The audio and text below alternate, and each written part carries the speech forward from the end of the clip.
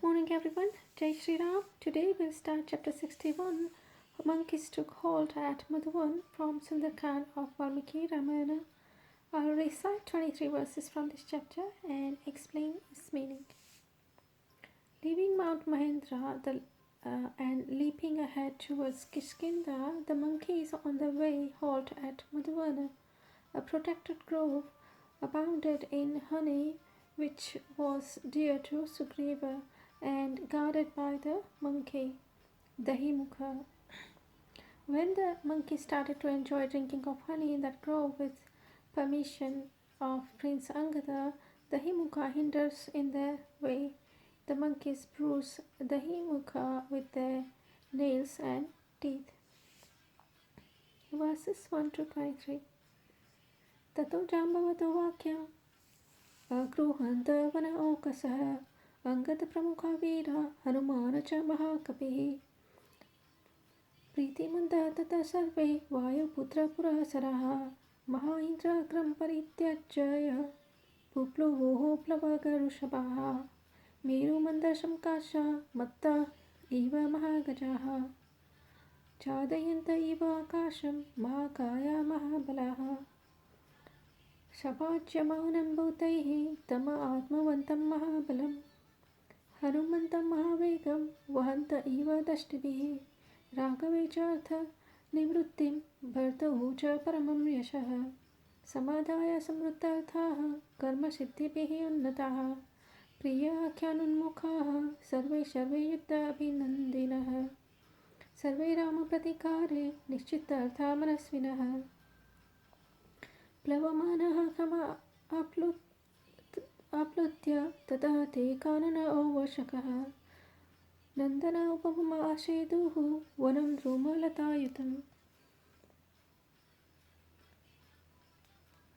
ततः मधुवनं नाम सुग्रीवस्याभिरक्षतम् अत्युषं सर्वभूतानां सर्वभूतमनोहरं यत रक्षति महावीर्यः सदा दधे मुखकपिः मातुलः कपिमुख्यस्य सुग्रीवस्य महात्मनः ते तत् वनम् उपागम्य बभूवुः परम् उत्कटाः वानर इन्द्रस्य मनः कान्तं तन्मतमहत् ततः ते वानरार्यष्टा द्रष्टा मधुवनं महत् कुमारम् अभ्ययाचन्त मधुनि मधुपिङ्गलाः ततः कुमारः तान् वृत्तान् जाम्बवत प्रमुखान् कपि अनुमान्य ततो तेषां निसर्गं मधुभक्षणे तथा च अनुमत्ताः सर्वे सम्प्रहष्टा वन औकसः मोदिताः च ततः ते च प्रन्युत्यन्ते ततः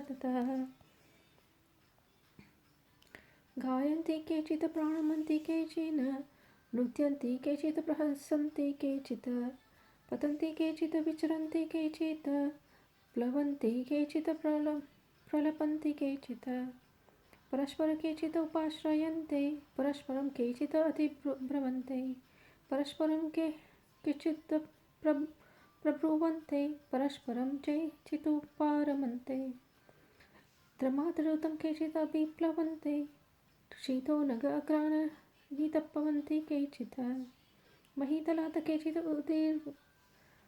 उदीर्णवेगा महाद्रोम अग्राणि अपि सम्पत्तन्ते गायत्तम् अन्यः प्रहसन्न उपैति हसन्तम् अन्यः प्रसन्न उपैति रुदन्तम्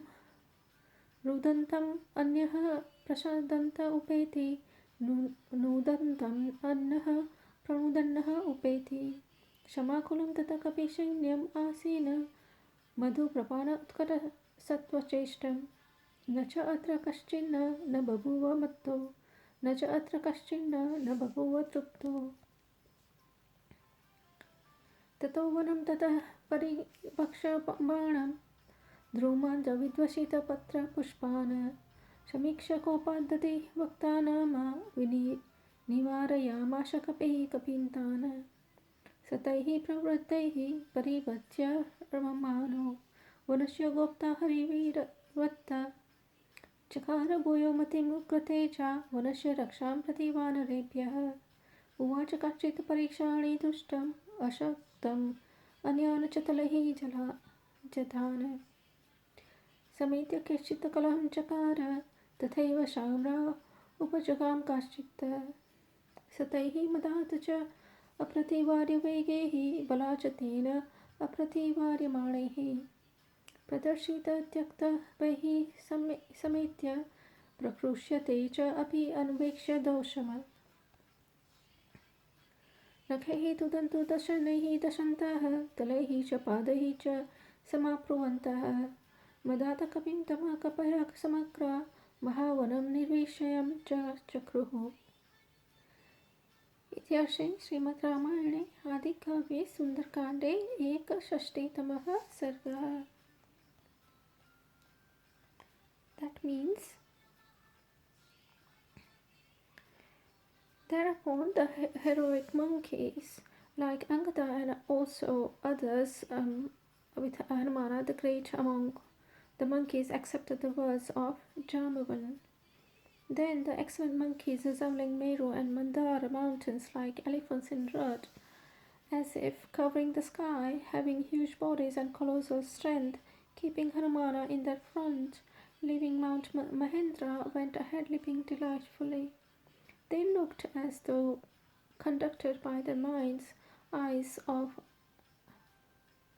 Hanumana, who is adored by living beings as having good, stupendous swiftness, they having revolved to fulfill the purpose of Rama and to attain a great glory, having accomplished the purpose and duly determined to complete the task. All of them were looking up at narrating the previous pleasant tidings and taking delight in war. All of them, in high spirit, were judging rightly the vengeance of Rama against the evil-minded Ravana. Then those monkeys, leaping into the sky and floating in the air, reached a garden looking like a Nandanvana, the divine grove filled with trees and creepers. They reached that Madhubana by name. The garden abounded with honey, which was protected grove, unapproachable for all and looking fascinated to the soul of all beings. A very powerful monkey called Dahimukha, who was a high-souled eminent monkey and the maternal uncle of Sugriva, always protected that garden. Reaching that huge grove, which was very dear to the heart of Sugriva, those monkeys became highly excessive in their behavior. Then, seeing that large Madhuvana, the garden abounded in honey, those monkeys whose color was as yellow as honey were delighted and solicited Angada the prince for permission to taste the honey. Thereupon Angada the prince, taking approval from those elders like Jamban and others, gave the monkeys liberty to drink honey here. Thereafter all those monkeys thus permitted to drink honey were exceedingly pleased. Then those excited monkeys felt glad and began dancing. Some were singing, some were offering salutations, some were dancing, some were laughing loudly, some were falling down, some were moving different directions, some were jumping up, some were talking incoherently. Some were leaning against one another, some were falling upon one another, some were disputing one another, some were playing with one another. Some were running from one tree to another, some were falling down to the ground from the tree tops, some with missile-like speed were flying towards the tops of gigantic trees from the ground. While one was singing, another approached him laughing. While one was laughing, another approached him weeping. While one was weeping, another approached him pushing. While one was pushing, another approached him roaring. That army of monkeys, moving in excessively honey-drunken state, became highly excited. None in that army was not drunk, none in that army was not satiated. Seeing that grove being consumed and trees stripped of their leaves and flowers, the monkey named Dahimukha who was in charge of the grove, then angrily interrupted those monkeys. threatened by those monkeys who were behaving excessively. The Himuka, who was endowed with a terrible energy, the caretaker of the grove and an elderly hero of the monkeys, further contemplated the means to protect that grove from the monkeys.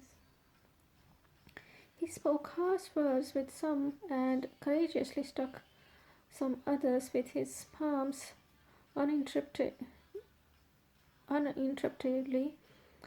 created a quarrel by coming into collusion with some and approached some in a conciliatory manner. That the Himuka was dragged after coming into collusion with him by those monkeys who were being forcibly hindered by him. Even though those monkeys overpowered him with unrestrained emotion arising out of their intoxication, those who had abandoned their fear, disregarding any bad consequences of their act, bruising with their nails, biting with their teeth on account of their inebriety, and making short work of that the Himuka with their palms and feet, all those monkeys made that large grove devastated of its flowers, fruits, and honey. Thus, the 61st chapter of the Sunderkand of the glorious Ramayana of Valmiki is complete. Jai Shri Ram.